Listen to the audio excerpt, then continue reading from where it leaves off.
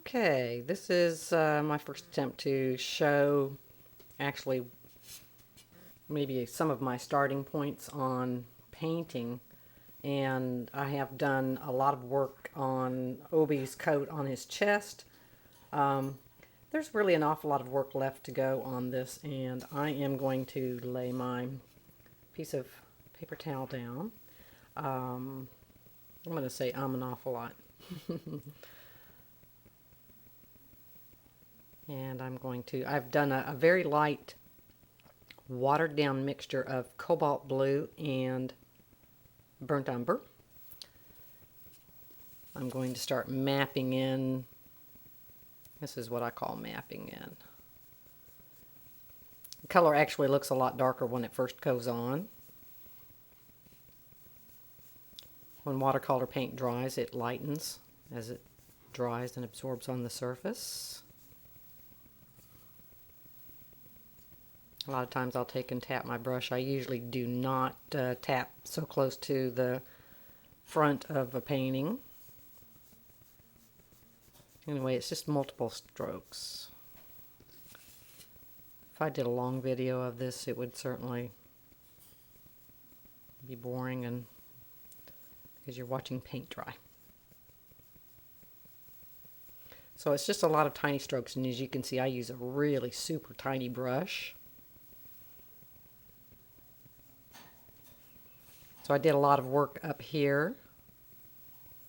Doesn't look like it, but there's very, very super light shading.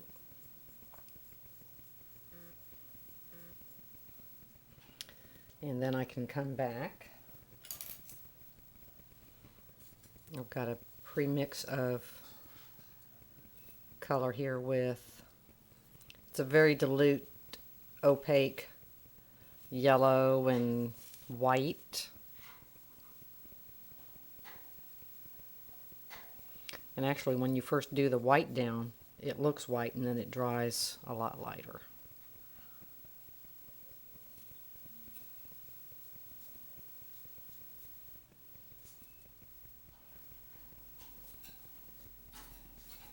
And I'm just sort of trying to work out the direction of the fur.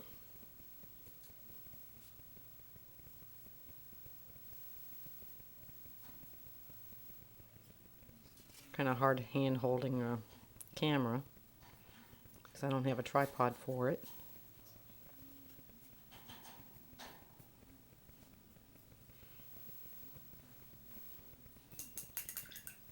Got to watch out that you don't dip your brush in your coffee.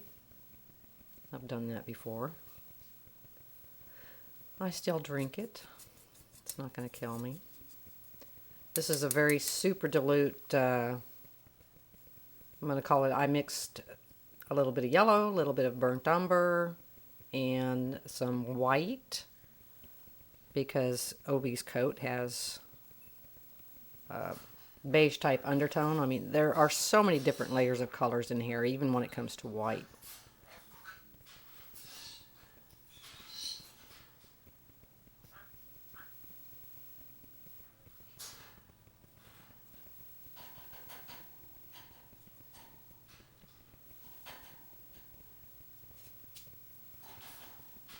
So as slow as this whole process is, you can certainly see why it takes so long to do.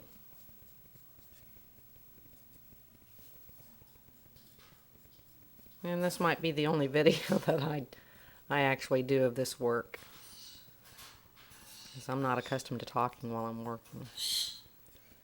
But I said I would do a video, and I am.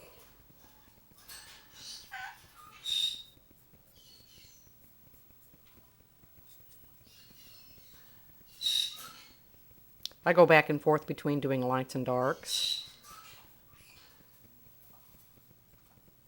And you can actually tint your light color.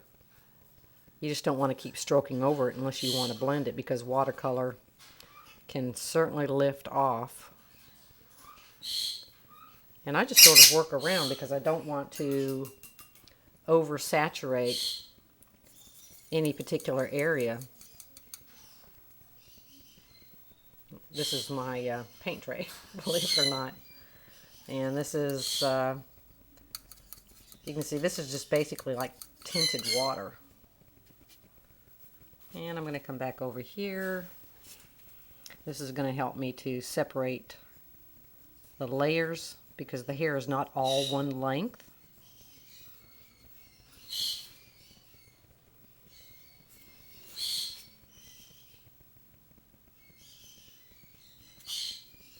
And by doing such careful strokes, I don't create a boo-boo that I have to try and cover up. I want my paintings to have a nice three-dimensional look and be a little bit more on the luminous side.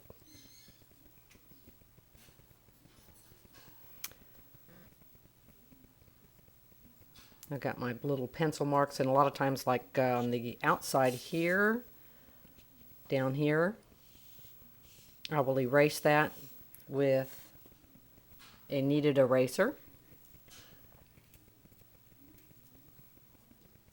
And I just touch the surface really lightly because you can degrade the surface of the paper, or I call it the integrity of the paper. You just need to remove it. And I mean, you may not be able to see it on the video. And another thing that I never do is touch the surface of my paper. I would have a bigger brush that is like a fan brush and just lightly sweep it just in case I have any little crumbs there.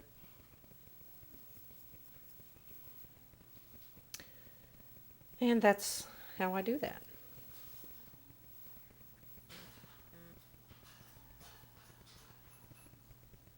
Obie. He is one handsome dog.